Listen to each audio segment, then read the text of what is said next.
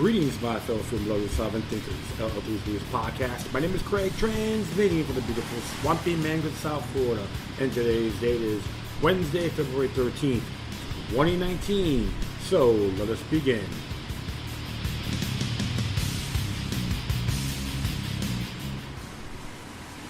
Whew, folks, thanks for tuning in. Yeah, I've computer's been freezing up on me the last couple attempts. That's how it goes. Yeah, I'm at Squiggy's New York style pizzeria located at 207 Southwest 2nd Street, which is Himmershey Street, in the heart of the Himmershey district of Fort Lauderdale. 11 a.m. to 4 a.m. Good stuff. 6 days a week. Well, it looks like spring break. They may do 7 days. So give the mom and pop facility some love. Yeah, just raining out here in Fort Lauderdale, Florida. Not monsoony, so it looks like people are afraid of the rain. I'm melting like the Wicked Witch of the West. Well, decided to do something. So what the hell? And we'll just start off with the whole Trump investigation of Russiagate propaganda, and of course something that Robert Mueller and his lackeys climax over. Well, this one here came from the consortiumnews.com. Investigative journalism and political review since 1995. And it says here, the real motive behind the FBI plan to investigate Trump as a Russian agent. And it's interesting here is by Girth Porter. It says here, coverage of this episode by New York Times and CNN further stigmatizes any dissent from the new Cold War policy toward Russia, writes Girth Porter.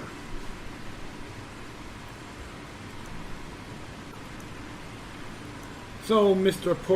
Porter writes,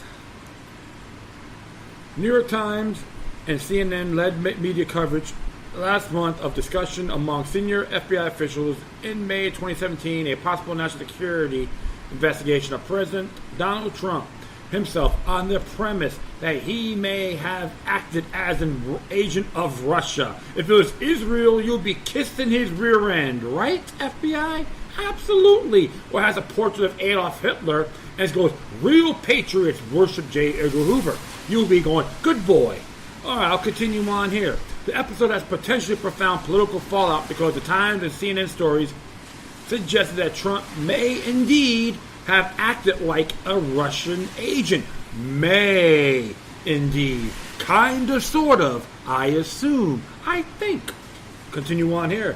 New York Times story on January 11th was headlined, FBI opened inquiry into whether Trump was secretly working on behalf of Russia. CNN followed 3 days later with transcripts detailed how FBI debated whether Trump was following directions of Russia, by reporting that Russia may have been able to suborn the President of the United States. These stories have added an even more extreme layer to the dominant national political narrative of a serious Russian threat to destroy U.S. democracy. An analyst of the FBI's idea of Trump as a possible Russian agent reveals, moreover, that it is based on devious conception of unwitting service to Russian interests that can be traced back to former CIA Director John O'Brien, which they said he was a member of the Communist Party. Ain't that nice? But he's exceptional. The proposal that fell apart. The FBI discussion that drove these stories could have led to the first known investigation of a U.S. president as a suspected national security risk. It ended only a few days after deliberations among the senior FBI officials when, on May 19, 2017, Trump chose Mueller, a former FBI director, to be his special counsel. That put control over the Trump-Russia investigation into the hands of Mueller rather than the FBI. Peter Zork, who, I can pronounce his name correctly, who led the Bureau's counter-espionage section, along with former FBI General Counsel James A. Baker, one of those involved in the May 2017 discussions about investigating Trump.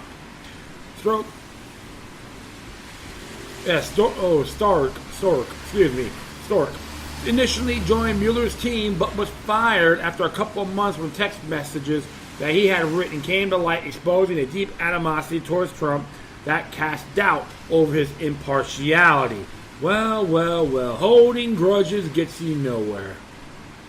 The other FBI officials behind the proposed investigation of Trump have also since left the FBI, either fired or retired.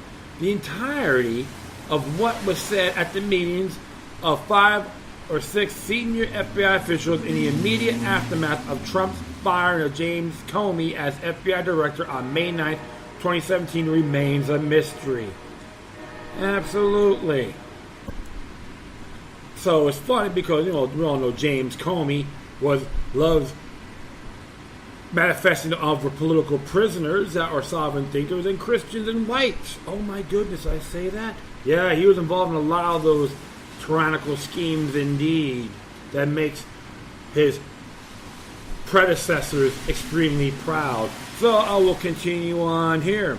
The closed-door testimony, CNN and Times stories based on transcripts either obtained or, in the case of the Times, a portion to read it, a private testimony given to the House Judiciary and Government Oversight and Reform Committees last October by Baker, one of the participants in the discussions of Trump as a possible Russian agent. Possible, I think, once again. Excerpts of Baker's testimony published by CNN make it clear that the group spoke about Trump's policy toward Russia as a basis for counterintelligence investigation. Baker said that they discussed as a theoretical possibility that Trump was acting at the behest of Russia and somehow following directions, somehow executing their will. Theoretical? Maybe hypothetical, but theoretical. You better have some good merit in there, okay? Baker went on to explain that this theoretical possibility was only one extreme in a range, that's in quotation marks too, one extreme, in a range of possibilities. Discussed that the other extreme was that the president is completely innocent. He thus made it clear that there was no actual evidence for the idea that he was acting on behalf of Russia. If it was Benjamin Netanyahu, to leave him be. Oh, he's a great patriot, great American. Baker also offered a simpler rationale for such an investigation of Trump. The president's firing of FBI Director Comey, not only would firing Comey be an issue of obstructing an investigation, he said, but the obstruction itself would hurt our ability to figure what the Russians had done, and that is what he would be a threat to national security. Drama queens on parade, right? But the idea that Comey's firing had triggered the FBI's discussion had already been refuted by a text message that Stork, who had been leading the FBI's probe into Trump's campaign's contacts with Russians, sent immediately after the fire of Lisa Page, the legal counsel to Andrew McCabe, formerly the Bureau's deputy director, who was then an acting director. We need to open the case we've been waiting on. Now, while Andy is acting, Stork wrote, referring to McCabe. As a page later confirmed to congressional investigators, according to the CNN story, Stork's message referred to their desire to launch an investigation into possible collision between Trump and the Russians. Stork's message also makes clear he and others' intent on the investigation were anxious to get McCabe to approve the proposed probe before Trump named someone less sympathetic to the project as a new FBI director.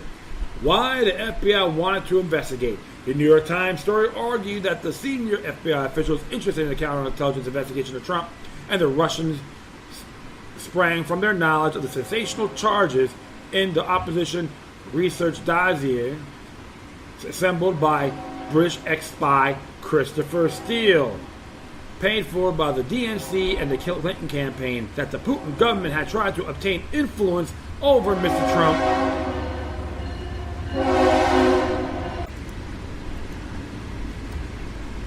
by preparing to blackmail and bribe him. But the Times writers must have known that Bruce Orr, former Associate Deputy Attorney General, had already given McCabe, Page, and Stork's information about Steele and his dossier that raised fundamental questions about his reliability.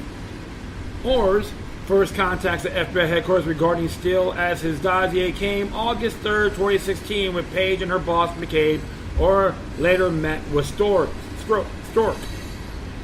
You hear a train going by, don't worry about it. Or said he told them that Steele's work on the dossier had been financed by the Clinton campaign through the Perkins Cole law firm. He also told them that Steele, on July 30, 2016 meeting, told him he was desperate that Donald Trump not got elected and was passionate about him not being president, according to Orr's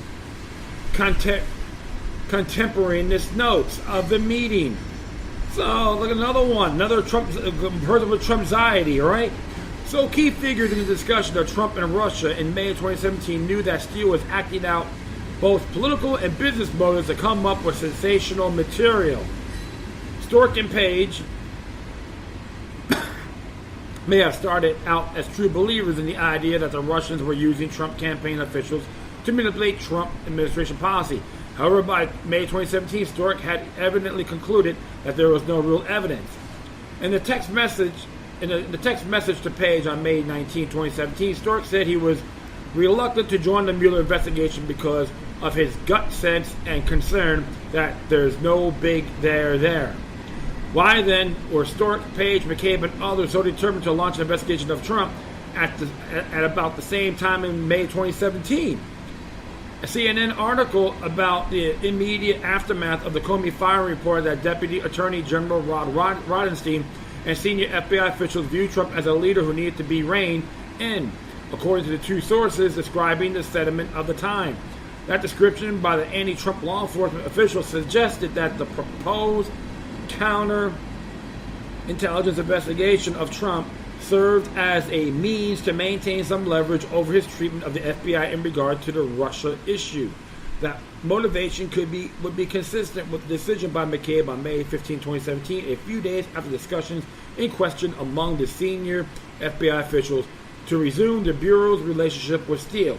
The FBI had hired Steele as a Page source when it had earlier launched its investigation of President Trump campaign officials' contacts with Russians in July 2016, but it has suspended and then terminated the relationship over Steele's unauthorized disclosure of the investigation to Dave Korn of Mother Jones magazine in October 2016. So the decision to resume the relationship with Steele suggests that the group behind the new investigation were thinking of seizing an opportunity to take off the gloves against Trump. The unwitting collaboration ploy, discussion by senior FBI officials of a counterintelligence investigation of Trump, has become part of the political struggle over Trump, mainly because of the story in the Times and CNN. The role of the authors of those stories illustrates how corporate journalists casually embrace the ultimate conspiracy theory that the President of the United States was acting as a Russian stooge. The reporter of the CNN story, Jeremy Herb, Pamela Brown, and Laura Jarrett, wrote that the FBI officials were trying to understand why Trump was acting in ways that seemed to benefit Russia. The New York Times story was more explicit. Co-authors Adam Goldman, Michael S.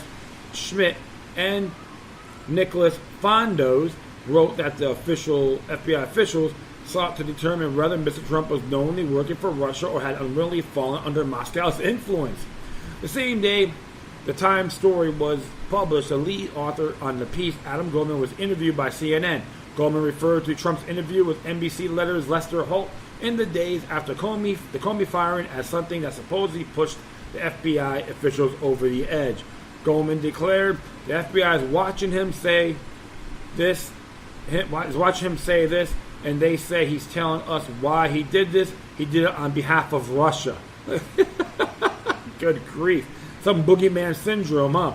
But Trump said nothing of kind. What he actually said, as the Times itself quoted Trump from the NBC interview, was, when I decided just to do it, I said it to myself. I said, this Russia thing with Trump and Russia is a made-up story. The Times articles continue. Mr. Trump's aides have said that a fuller examination of his comments demonstrates that he did not fire Mr. Comey to end the Russia inquiry. I might have lengthened out the investigation, but I have to do the right thing for the American people, Mr. Trump added. He was a wrong man for that position. Goldman was evidently trying to sell the idea of Trump as a suspected agent of Russia. Goldman also gave an interview to the New Yorker's Isaac Kodiner, in which the interviewer pressed him on the weakest point of the Trump as Russia agent theory. What would that look like if the president was an unwitting agent of foreign power, said Chotiner, whatever you want to. I hope I pronounce the person's name correctly. Please smack me if I'm wrong. The Times correspondent who won a Pulitzer Prize for his coverage on the alleged Russian efforts to influence the 2016 election responded, "It's hard to say what that would look like." Goldman then reiterated the concept. "People were very careful to tell me that is willingly or unwittingly," and in answer to a follow-up question. Goldman referred to evidence he suggested might be held by the FBI that perhaps suggests that the president himself may be acting as a foreign agent, either wittingly or unwillingly. The idea that American citizens were somehow at risk of being led by an agent of the Russian government, wittingly or unwillingly, did not appear spontaneously. It had been pushed aggressively by former CIA Director John O. Brennan, both during and after his role in pressing for the original investigation. When Brennan testified before the House Intelligence Committee in May 2017, he was asked whether he had the intelligence indicate that anyone in the Trump campaign was colluding with Moscow. Instead of answering the question directly, Brennan said he knew from past experience that, quote, the Russians try to suborn individuals and that they try to get them to act on their behalf either wittingly or unwittingly. And he recalled that he had left the government with unresolved questions about whether the Russians had been successful in doing so in regard to identify individuals in the case of the 2016 election. Brennan's notions of unwitting collaboration with Russian subversion is illogical. Although a political actor might accidentally reveal information to a foreign government that is valuable, real collaboration must be mutually agreeable. A policy position or action that may benefit a foreign government but is also in the interest of one's own government does not constitute unwitting collaboration. The real purpose of the concept is to confer on national security officials and their media allies the power to cast suspicion on individuals on the basis of undesirable policy views of Russia rather than on any evidence of actual collaboration with the Russian government. The witting or unwitting ploy has its origins in the unsavory history of extreme right-wing anti-communism during the Cold War. For an example, when the House Un-American Activities Committee was at the height in 1956, Chairman Francis E. Walter declared that the people who are not actually Communist Party members are witting or unwitting servants of the Communist cause. The same logic, without explicit reference to the phrase, had been used to impugn the independence and loyalty of the people who have contracts with Russia. It also has been used to portray some independent media as part of supposedly all-powerful Russian media system. The revelation that was turned against a sitting president, however briefly, is a warning signal that the national security bureaucrats and their media allies are now moving more aggressively to delegitimize any opposition to the new Cold War. So, that's their goal. Make more enemies and let the military-industrial complex climax financially. That's how you gotta look at it. And all these stooges are involved or possibly shareholders of those particular institutions. Okay, so the whole thing I noticed is nothing more than a monumental deception. I've been saying this for a long time. And you're talking to an individual that doesn't worship the floor that President Trump, walk on. And I'm not the only one. This came out yesterday, which I'm from the moonofalabama.org, says Russiagate is finished. More than 2 years, U.S. politicians, the media, and some bloggers hyped a conspiracy theory. They claimed that Russia had somehow colluded with the Trump campaign to get him elected. An obviously fake, dirty dossier about Trump commissioned by the Clinton campaign was presented as evidence. Regular business contacts between Trump flunkies and the people in Ukraine or Russia were claimed to be proof for nefarious deals. A Russian clickbait company was accused of manipulating the U.S. electorate by posting puppy pictures and crazy memes on social media. Huge investigations were launched. Every rumor or irrelevant detail coming from them was declared to be finally the evidence that would put Trump into the slammer. Every month the walls are closing in on Trump. And it's interesting, there's a lot of video stuff here. At the very same time, the very real Trump actions that hurt Russia were ignored. Finally, the conspiracy theory has run out of steam. Russiagate is finished. After 2 years and 200 interviews, the Senate Intelligence Committee is approaching the end of its investigation into the 2016 election, having uncovered no direct evidence of a conspiracy between the Trump campaign and Russia, according to both Democrats and Republicans on the committee. Democrats and other Trump opponents have long believed that Special Counsel Mueller and congressional investigators would unearth new and more explosive evidence of Trump campaign coordination with Russians. Mueller may yet do so, although Justice Department and congressional sources say they believe that he too is close to wrapping up his investigation. Nothing, zero, nada was found to support the conspiracy theory. The Trump campaign did not collude with Russia. A few flunkies were indicted for unrelated tax issues and for lying to the investigators about some minor details. But nothing at all supports the dramatic claim of collusion made since in the beginning of the affair. In a recent statement, House Leader Nancy Pelosi was reduced to accuse Trump campaign officials of doing their job. The indictment of Roger Stone makes clear that there was a deliberate, coordinated attempt by top Trump campaign officials to influence the 2016 election and subvert the will of the American people.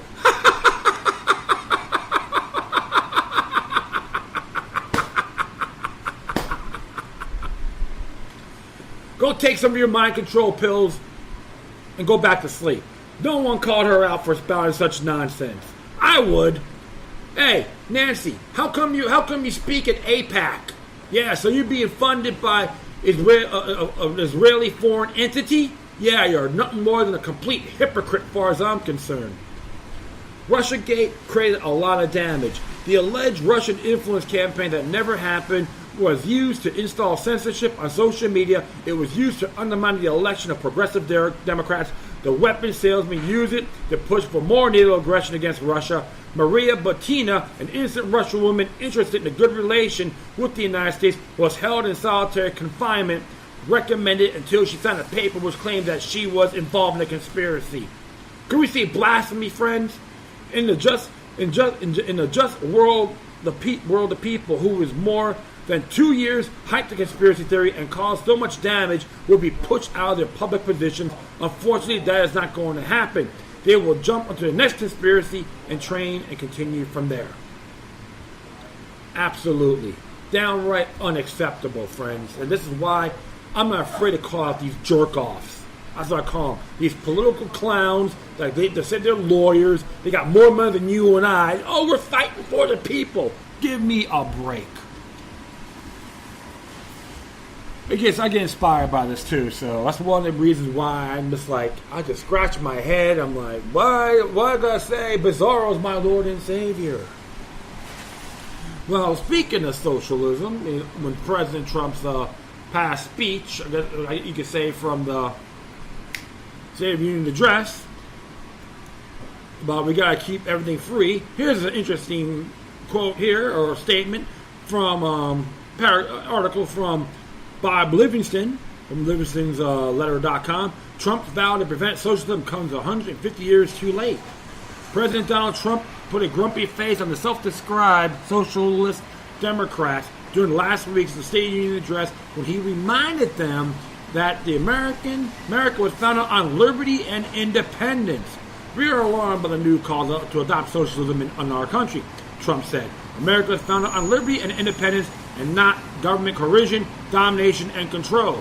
We were born free and we will stay free. Tonight we renew our resolve that America will never be a socialist country. Interesting. I'll continue on here. Media reports noted a few Democrats stood and applauded, more than a few put on a scowl. A House Majority Leader, Steny H. Collier, said the scowl was over Trump's demagoguery. There is no issue about socialism, that we want to lead a free market capitalist system. I don't think that's an issue in Congress. The Maryland Democrat added, dismissing the remarks as Trump trying to rile his base. Sean Hannity, Ann Coulter, and et al. Yes, she wants to say, we will take care of you. You will do as we told. You are our peasants. That's what Hoyer has to say. Something to think about, folks, okay? I have news from Mr. Trump and Hoyer for those who applauded Trump's anti-socialism pronouncement, the train of America being free of government coercion, domination, and control, and having the free market capitalist system left the station long ago. Trump's vow that America will never be a socialist country is about 150 years too late. Anyone seeking human liberty, privacy, and private property under the mental deception of our modern democracy is under the greatest illusion. Let us purge our minds of this seductive appeal. The spiritual despotism has stolen our conscience, our soul, and our honor. It is our legacy to future generations to whom we are passing on our slavery. Shame can have no greater victory. The concept of freedom of the individual liberty has been shoved down the memory hole and replaced by a popular mentality of diminishing the individual and independent thinker to a collective mind mentality, which can be historically swayed, directed, and channeled against his own best interest. The virtue and sanctity of the individual person and egos is no more an anathema to the state. If the people imagine that they are free, all sorts of crimes, but a political system can be imposed without protest upon the people, it functions as an invisible armed guard. The Republican politicians and voters embrace socialism, with many of them doing so, thinking they're embracing the liberty of our founders. But there is nothing conservative about the welfare state, or the police state. All are signs and symptoms of big government and are used to steal our liberties, particularly the liberties of free association, free assembly, free speech, free markets, religious liberty, and controls over one's own health and body. The goal of socialism is communism, said Vladimir Lenin. A bankster's bellboy, of course. And any time that you point out socialism's failures, the socialism proponent will tell you that it failed because there wasn't enough of it. Well, more socialism is communism. On February 21st, 1848, the Communist Manifesto was published in London by a group of revolutionary socialists known as the Communist League. Written by Karl Marx and Friedrich Engels, the pamphlet summarized the doctrines of the League, which was a group of German workers living in London while in Brussels in January 1848. Marx wrote the pamphlet. It was essential, a right and expansion of a model track Engels wrote for the League in 1847. The manifesto opens with the words, "A specter is haunting Europe, the specter of communism. All the power of old Europe have entered into a holy alliance to exorcise this specter. The Pope, Tsar, Metternich, and Guizar, French radicals, and German police spies. Where is the party in opposition that has not been decried as communistic by its opponents in power? Where is the opposition that has not hurled back in the brain of reproach of communism against the more advanced opposition parties as well against the reactionary adversaries? Two things result from this fact. One, communism is already acknowledged by all European powers to be the power itself a power. Two, it is high time that communists should openly, in the face of the whole world, publish their views, their aims, their tendencies, and the meeting as the nursery tale of the spectrum of communism with a manifesto of the party itself. Despite the best efforts by the Holy Alliance to exorcise the scepter by 1850, about half the world was living under some form of Marxism or communism. According to some estimates, communist regimes accounted for 85 to 100 million deaths in the 20th century. One, if not the biggest tragedies of World War II, is that millions of Allied soldiers died in the European war to defeat Nazism, only to see half of the continent condemned to 50 years of communism. I've often wondered if the greatest generation would have so willingly bled and died in the European war, they had known Franklin Delano Roosevelt had already ceded half of Europe to Stalin. Following are the 10 planks of communism. They show that America's government is Republican in name only. The 10 planks of communism have already been achieved. 1. Abolition of property in land and the application of all rents to land to public purposes. Property rights are almost non-existent today.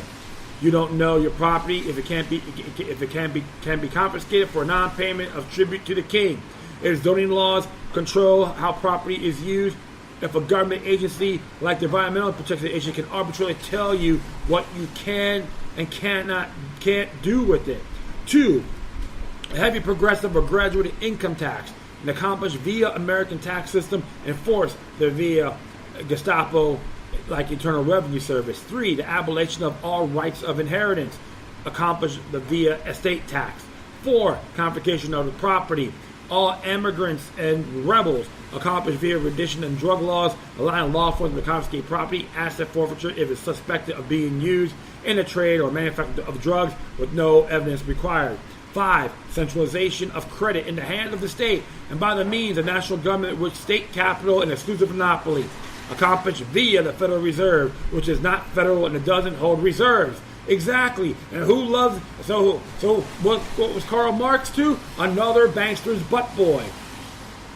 6. Centralization of the means of communication and transport in the hands of the state, accomplished via Federal Communications Commission, crony big tech corporations controlling the internet and the regulated airline industry, a la TSA, Amtrak, public transportation, and the regulated auto industry. Further attempts being made to further control the internet and speech access. 7. Extensions of factories and instruments of production owned by the state to bring in the cultivation of wastelands and the improvement of the soil, generally in accordance with common plan, accomplished through peace controls, minimum wage laws, utility monopoly government-supported big tech, monopolies, subsidies, and favorable regulations for favored industries. 8. Equally liability of all to work, establishment of industry armies, especially for agriculture, industrial armies, accomplished through regulations favoring subsidizing unions and legal workers. Hey, Club of Rome, right?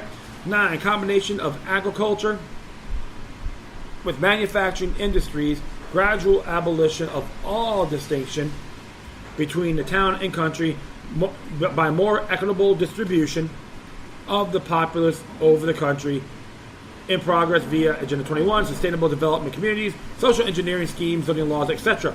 10. Free education for all children in public schools, abolition of children's factories, labor in its present form, combination of education with industrial production, accomplished via public indoctrination system called public education under the control of the federal government, a la Department of Education. Centralization indeed. These planks are supported by both major political parties. They have been accomplished gradually over the years without most Americans even being aware of it. And that's true, folks. You always got to look at all those areas, the fine print, etc. This is why you have to always observe, see things, question, do your homework, read the U.S. Constitution and the Bill of Rights. Yes, the 10th Amendment, the 9th Amendment are very powerful, but they don't want you to know that. They want to say, this law supersedes your rights. You know what I say? Get a big middle finger or a penile microphone. Plain and simple. So I tell all you Trump supporters out there, you better start looking at the fine print and everyone else that hates him as well, because if not, we'll all be in the same sinking ship. Be dumb, stagnant, and happy. Do you want that to happen occur to affect your children, your grandchildren, great-grandchildren, etc.? I don't. Now you got the technology at our fingertips. We can educate ourselves and share the information with others. Enhance our intelligence, not stagnate. When this whole thing was going on with the so-called Communist Manifesto. So President Trump, make sure your grandkids get educated a lot more than what the public system is teaching you and myself, etc. All right. Whew. I'll be right back. All right, folks, I am back. So next one here came from New Eastern Outlook, authored by Tony Carlucci.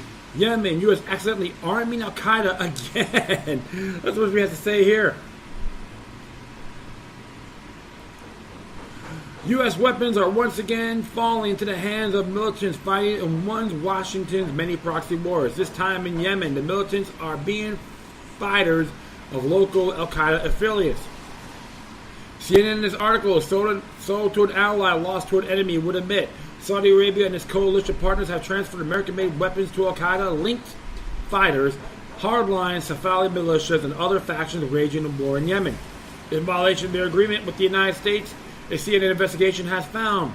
Articles also claim Saudi Arabia and the United Arab Emirates, its main partner in the war, have used the U.S. manufactured weapons as a form of currency to buy the loyalty of the militia or tribes, bolster chosen armed actors, and influence the complex political landscape, according to local commanders on the ground and analysts who spoke to CNN. Weapon transfer included everything from small arms to armored vehicles, CNN would report. The article would include a response from the Pentagon spokesman, Johnny Michael, who claimed the United States has not authorized the Kingdom of Saudi Arabia or the United Arab Emirates to retransfer any equipment to the parties inside Yemen. The U.S. government cannot comment on any pending investigations of claims of an end-use violations of defense articles and services transferred to our allies and partners. Despite obvious evidence that Saudi Arabia and the United Arab Emirates are both violating weather agreements on the Pentagon claims to have with both nations, the U.S. continues fighting their joint war in Yemen for them, but in all but name. The U.S. roles in Yemen includes not only arming Saudi Arabia and the UAE, but also training their pilots, selecting targets, sharing intelligence, requiring weapons systems, refueling Saudi warplanes, and even through the deployment of U.S. Special Forces along the Saudi-Yemeni border. Because of this continued and unconditional support, Pentagon complains over weapons transfer it claimed were unauthorized ring, particularly hollow. More so when considering with the other theaters of war. The U.S. weapons also accidentally ended up in the hands of extremists that just so happened to be fighting against forces the U.S. opposed. Repeated actions speak louder than Pentagon excuses. The entire army of Al-Qaeda-linked forces was raised in Syria against the government in Damascus through the accidental transfer of U.S. weapons. From alleged moderate militants is to designated terrorist organizations, including Al-Qaeda, Al-Nusra, affiliate in the self-proclaimed Islamic State. How are we doing today? Good. How you doing? Great. Awesome. And while this was presented to the public as accidental, years before the war in Syria even erupted, there were already warning signs that was planned to deliberately use extremists in a proxy war against both Syria and Iran. As early as 2007, a full year before the 2011 Arab Spring, would begin an article by pollster, prize-winning journalist Simon Hirsch, published in the New Yorker, titled "Redirection: Is the Administration's New Policy Benefiting Our Enemies in the War on Terrorism?" would warn, emphasis added to undermine Iran, which is predominantly Shiite. The Bush administration has decided, in effect, to reconfigure its priorities in the Middle East. In Lebanon, the administration has cooperated with Saudi Arabia's government, which is Sunni.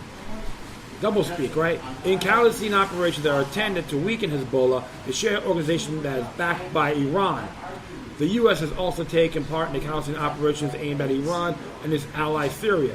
A byproduct of these activities have been bolstering of Sunni extremist groups that espouses a militant vision of Islam and are hostile to America and sympathetic to Al-Qaeda. You see, so the whole thing is, it's just one of those areas you have to really, have to see here. So I just really get my goat at times. I'm just trying to figure this one out. But one of the areas you have to look at, friends, is just, hey, how deep does this thing go? It goes very well indeed. When you really see what's occurring. But I'm gonna continue. I'm gonna proceed here. From 2011 onwards, emissions through the prominent Western newspapers like the New York Times and the Washington Post would admit to the U.S. deliveries to moderate rebels in Syria. Articles like the New York Times, armed airlift to Syria, rebels expand with CIA aid, And Kerry says U.S. will double aid to rebels in Syria. Yep, another CFR stooge indeed. That's Telegraph. U.S. and Europe in major airlift of arms the Syrian rebels through Zagreb. And the Washington Post article, U.S. weapons reaching Syrian rebels, will detail hundreds of millions of dollars in weapons, vehicles, equipment, and training funneled into Syria and into so-called moderate rebels. Yet, and even as early as the first year of the conflict, Al-Qaeda affiliate Al-Nusra, a CIA, U.S. State Department designated foreign terrorist organization, would dominate the battlefield opposite Syrian forces. The U.S. State Department on its official press statement titled Terrorist Designations of the Al-Nusra Front as an alias for Al-Qaeda in Iraq, explicitly stated that since November 2011, Al-Nusra Front has claimed nearly 600 attacks, ranging from more than 40 suicide attacks to small arms and improvised explosive device operations in major cities centered including Damascus, Haifa, Hamad, Daraa, Homs, Idlib, and Deir al-Zara. During these actions, numerous innocent Syrians have been killed. If the U.S. and its allies were immediately transferring hundreds of millions of dollars worth of weapons, equipment, and other support to moderate rebels who was funding and arming al-Nusra, even more enabling to displace Western-backed militants from the Syrian battlefield? That's a good question.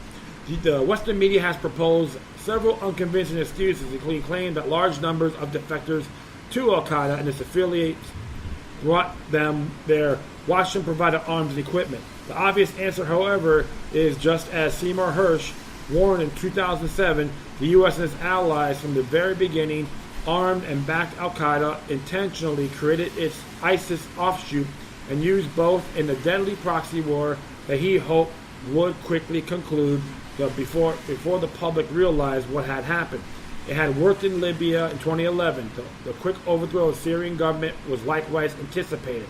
When the war dragged on, the nature of Washington's moderate rebels was revealed, and plausible excuses as to how Al-Qaeda and ISIS became so well armed and funded began appearing across the Western media. I'm not surprised about this at all. I've been saying this for years. Accident or not, U.S. military intervention is the biggest threat to global security. As the alternative media now attempts to shed light on the ongoing U.S. proxy war in Yemen, a similar attempt to explain how Al-Qaeda has once again found itself flooded with U.S. support is being mounted. Just as in Syria, the obvious explanation for Al-Qaeda forces in Yemen turning up with the U.S. weapons is because the use of Al-Qaeda and other extremists was also always a part of the U.S. Saudi Emirati strategy from the very beginning. CNN's revelations were not the first, as Associated Press investigation concluded in August 2018, an article entitled AP Investigation, U.S. Allies Al-Qaeda Battle Rebels in Yemen, that emphasis again and again over the past 2 years, the military coalition led by Saudi Arabia and backed by the United States has claimed it won divisive victories that drove Al-Qaeda militants from their strongholds across Yemen and shattered their ability to attack the West. Here's what the victors did not disclose. Many of their conquests came without firing a shot. That's because the coalition cut secret deals with Al-Qaeda fighters, paying some to leave key cities and towns and letting others retreat with weapons, equipment, and wads of looted cash. As investigation by the Associated Press has found, hundreds more were recruited to join the coalition itself. While the U.S. pleads innocent and attempts to blame the army of Al-Qaeda in yet another of Washington's proxy war on accidental unauthorized weapon transfers, it is clear that Al-Qaeda has and still does serve as a vital auxiliary force the U.S. uses both as a pretext to invade and occupy other nations, and when it cannot, to fight by proxy where U.S. forces cannot go. The U.S., which claims its involvement in Syria, Iraq, and Yemen, is predicated on containing Iran, on who the U.S. accuses of jeopardizing global security and of sponsoring terrorism, has aligned itself with actual verified state sponsors of terrorism, Saudi Arabia and the UAE, and is self-knowingly playing a role in the state sponsorship of terrorism, including the arming of terrorist groups across the region. Iran and militant groups it has backed accused of being terrorists. are ironically the most effective forces fighting groups like al-Nusra and ISIS across the region, illustrating Washington's allies of being guilty in reality of what has accused Syria, Russia, and Iran of in fiction. Well, that's what happens when you have feds. Global intervention knows best. The United States is a patsy nation. They write a list that Russia's not a big issue to get influenced by. Criminal elements in Israel, AIPAC, all these other organizations that were actually from being funded by Israel themselves. Just to give you guys an example. Not being anti-Semitic either, so please don't even waste your breath on that. Just the damn truth. Like the fact, like George Washington said, we cannot get involved in tangling alliances. And the founding fathers did the same thing. Align with none, trade with all. No ends, ifs, or buts. We need to get out of all these foreign wars. Bring our troops home. Plain and simple. That's the start. Ron Paul supported that, and they call him the nut job, right? Give me a break. Even Trump's trying to make things happen, but you got these douchebags in his cabinet. Oh, you can't do that.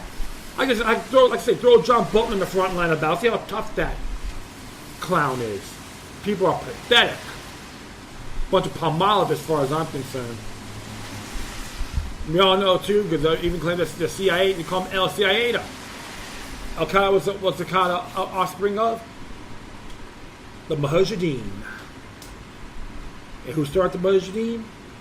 The late Zbigniew Brzezinski, who wrote The Grand Chessboard. Alright. So, I'm going to do one more here. Everything's all good. Yeah, a little bit longer than I thought. That's okay. Do one more here. This is from the Florida Bulldog. Came out today. It's a reference to development. Has developer dominated Fort Lauderdale DDA taxing district over outlived its usefulness. It is by Noreen Marcus. James McGrath, a builder and manager of affordable housing, lives in Philadelphia near his company offices and also has a condo in downtown Fort Lauderdale. He sees both communities through the lens of an expert urban planner. But when it comes to responsible development, McGrath would rather be, you guessed it, in Philadelphia. You know what? I can say this. Remember, Florida's one big piece of limestone. There he was, a neighborhood activist who helped the city's redevelopment agency plans for a center city growth. McGrath said he had an affordable housing proposal in Fort Lauderdale. He kept it to himself. I don't think I'd be welcome as part of the club, he said. I wouldn't build Fort Lauderdale. I would be happy to advise or assist, but I'm not in that game. The club is the Downtown Development Authority, or DDA, a 54-year-old developer-dominated tax districting that has tremendous sway over what happens in the business, governmental, cultural heart of Fort Lauderdale. It exercises the power by city spending priorities and engaging in politics both openly and behind the scenes. While calling itself independent, DDA is entwined with the city of Fort Lauderdale's leadership. It represents one of the three districts that comprise the city's community redevelopment agency and the Fort Lauderdale City Commission runs by the CRA. Decades ago, the authority played a leading role in transforming a blighted downtown into a thriving center for not only business and government, but arts and entertainment. Executive directors like the late William Farkas, who helped foster the Broward Center for Performing Arts in 1989, were known for their vision and community spirit. DDA gone astray? Recently, however, Fort Lauderdale neighborhood activists and other concerned citizens wonder whether the authority has gone astray. In May, it lost some luster when the Wave streetcar line, the DDA's premier lobbying goal for more than a decade, they finally failed. The project's manager spent a reported $33.7 million on lobbying, consulting, lawyers, and other big-ticket items to achieve a $225 million project that never materialized. Yet the perception that the DDA enjoys favored status intensified this month when mostly white property owners within its borders recouped 5 years of special wave taxes plus interest totaling almost $10 million. Meanwhile,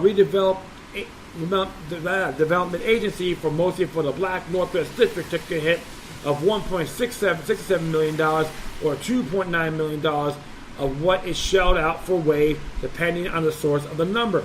Now, State Representative Chip LaMarca, a Republican from Lighthouse Point, is proposing a local bill to extend the DDA's life from 2013, its sunset, until 2050. Unless opposition arises from within the Broward legislation, the bill will almost certainly pass without debate, according to the Broward County Commissioner Steve Geller, a former state legislator. Normally, the protocol is, and you need unanimity in your delegation, Geller said. So the state doesn't referee. They figured if everybody agrees, and the bill quietly sails into law. LaMarca did not respond to email questions from Florida Bulldog, chief among them why he's proposing the bill 11 years before enabling the legislation expires. His extension bill doesn't sit well with DEA critics like retired academic Frank Schitteman, an early DDA executive director who is a respected consultant about CRAs in urban development. How can you ask for 20 more years when you don't know the money was spent for the past decade? He asked. The downtown property owners, taxpayers deserve to know what they've gotten for their taxes and what is now necessary for the DDA to exist in additional 20 years to accomplish. Is an audit needed? Schitteman would like to see the Broward County or State Inspector General take a look at the DDA's income and expenditures over the past 10 years. He has such an audit would reveal it has become primarily a marketing and lobbying arm for development interests, and that it has strayed too far from its mission, making downtown of Broward's biggest city not good only for business, but livable for residents. The DDA has lost its moral compass, he said. Jenny Marhone, the DDA's current executive director, did not respond to Florida Bulldog's request for comment. Authority has a $3 million budget for the fiscal year 2018 to 2019, nearly a third of it, which is intragovernmental, meaning the money comes mostly from the city and county. For example, the DDA leases Bouvier Park, a plaza at Andrews Avenue on Los Olas Boulevard, to the city for $100,000 a year. Really? So Bouvier Park is leased? Very interesting, huh? People outside DDA's circle complain they have no voice in it, creating an echo chamber for big business. Responsible downtown organizations look to the residents, listen to them, said Stan Itchelbaum, a downtown resident who speaks from experience. Out of 3 decades in marketing and urban development, he has been an economic advisor to Portland, Oregon, Dubai, in the Western Arab Emirates, and other cities.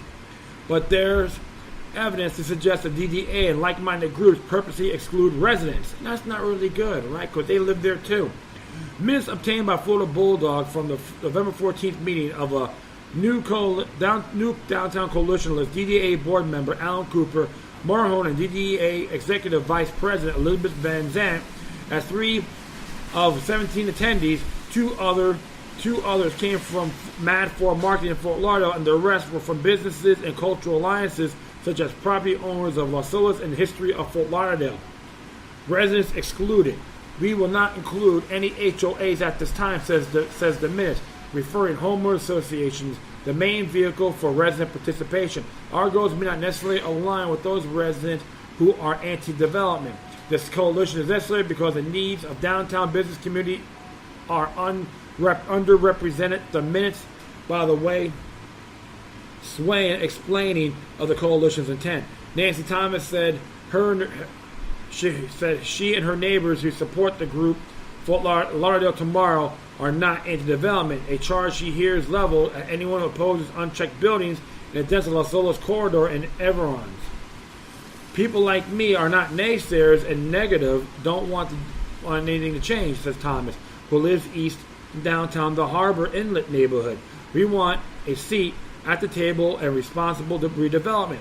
It needs to be controlled, not disadvantaged, especially the people who live here who are committed to the area. Downtown resident and activist John Burdick has a list of infrastructure issues that seem vital to him, like water and sewers, seawalls, and traffic. He said he isn't aware of the DDA doing anything to address them, such as to make sure the new construction is linked to remedies. There's a ton of issues that can be involved in, Burdick said. I have no idea they're involved in any of them. It's interesting there because I'll be a very frank. I'm not really too crazy about all these overdeveloping and anything like that. Because the other thing I know is I live in South Florida for almost 42 years, and I see areas that's making huge, it's getting too insane. What I see in Brickell district of Miami, I don't want to see occurred in my town. But they should have a little more full transparency. Residents should be involved. Exactly, because hey, it's their city too. That's how I see it. And remember one thing, folks, Florida is one big piece of limestone. We don't need any mega monstrosities. Keep it unique as possible. Give it some character. Alright? Okay, well that's it. I thank everyone for listening. Plus feel free to download and share through social media networks. I know it went almost close to an hour here. Wow. If you have any questions, comments, if you send something that's interesting you want to check out, whatever you do, please address your correspondence with decorum. Plus, you can contact me on my social media sites and email addresses that will be on my Spreaker page. Once again, thank you for your time. Plus, always remember that the demoniac resistance helps the soul and can liberate humanity. Until next time, take care of yourselves. Keep on spreading the love, and may your guardian spirits be with you.